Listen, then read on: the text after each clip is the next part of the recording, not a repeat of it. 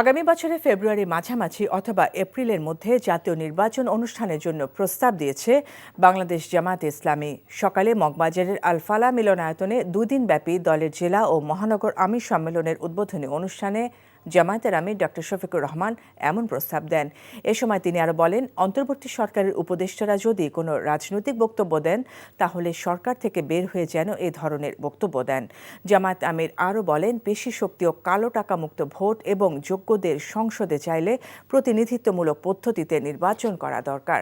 ফ্যাসিবাদ আমলে লুটপাট, পাচার ও দুর্নীতির শ্বেতপত্র প্রকাশের দাবি জানিয়ে পাচারকৃত অর্থ দেশে ফিরিয়ে আনার আহ্বান জানান তিনি।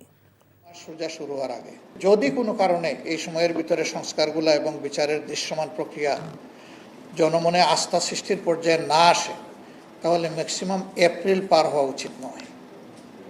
কারণ এরপরে আবার কুরবানি আছে, এরপরে ঝড় বৃষ্টি, বাদল, বন্যা, দুর্যোগ, এগুলো আমাদের জাতীয় জীবনের অংশ। তখন একটা অর্থবহ নির্বাচন করা চ্যালেঞ্জের মুখে পড়ে যেতে পারে। এই জন্য এই বিষয়গুলা সংশ্লিষ্ট পক্ষকে বিবেচনায় নেওয়ার জন্য আমরা আহ্বান জানাবো। বান্ডেল থাকলে প্রতি সেনমানিতে টাকা বাঁচবে। বিকাশ সেনমানি বান্ডেল কিনে জিতুন প্রতি লেনদেনে।